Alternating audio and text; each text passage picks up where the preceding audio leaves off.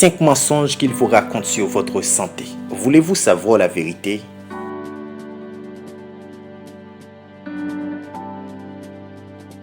Les antibiotiques détruisent les globules blancs. C'est quoi les globules blancs? Les globules blancs sont comme des agents de sécurité. Ils ont pour responsabilité de défendre l'organisme contre les bactéries. Si on a des globules blancs pour nous défendre, pourquoi est-ce qu'on est malade? C'est parce que les bactéries reproduisent beaucoup plus rapide que les globules blancs.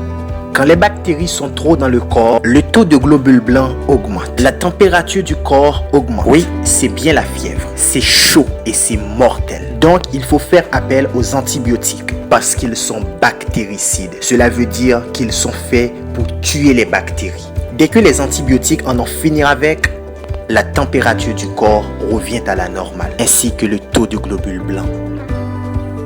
La typhomalaria.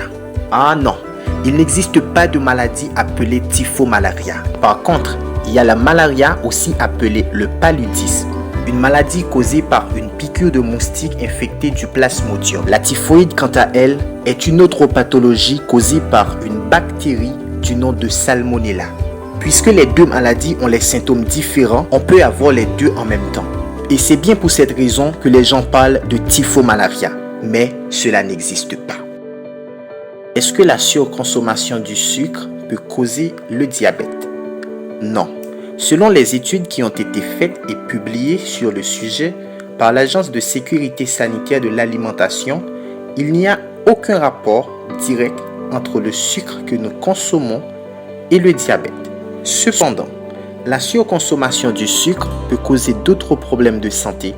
L'obésité par exemple, qui est l'un des principaux facteurs de risque pour le diabète. Les deux principales causes du diabète sont, premièrement, l'incapacité du pancréas dans sa production d'insuline.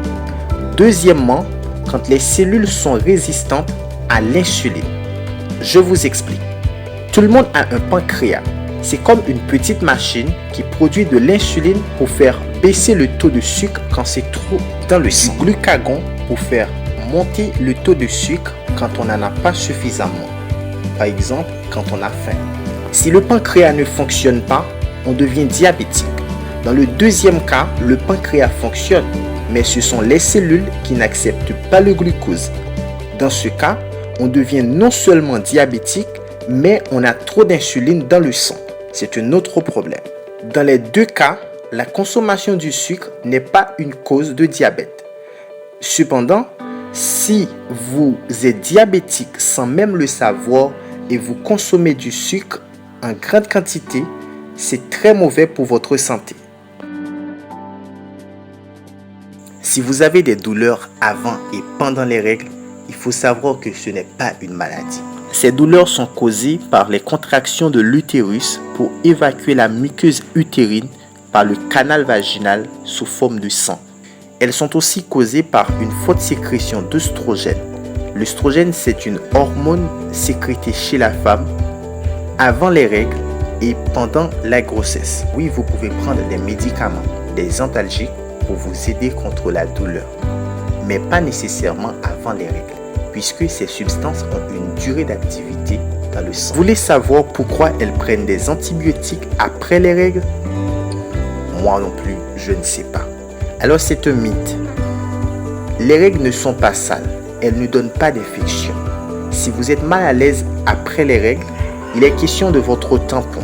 Les serviettes hygiéniques parfumées dont vous utilisez sont fabriquées à partir des produits dont vous êtes allergique. Et pour finir, est-ce que la diarrhée causée par le stress est une maladie? Non, d'ailleurs aucune diarrhée n'est maladie. La diarrhée en tant que telle est tout simplement un signe qui vous indique que vous avez un dysfonctionnement au niveau de votre tube digestif. Avoir des selles liquides n'est pas suffisant pour parler de diarrhée. Alors pour parler de diarrhée, il faut au moins aller aux toilettes 3 à 4 fois pendant la journée ou pendant la nuit. Est-ce qu'il faut prendre des médicaments? Alors si ça continue, vous risquez d'être déshydraté. Je vous conseille de boire beaucoup d'eau. Appelez votre médecin si vous pouvez. Et si ça devient urgent, je vous conseille de prendre des médocs à base de lopéramide. Cela peut vous aider à petite dose. Si vous voulez proposer quelque chose ou poser une question, rendez-vous dans les commentaires.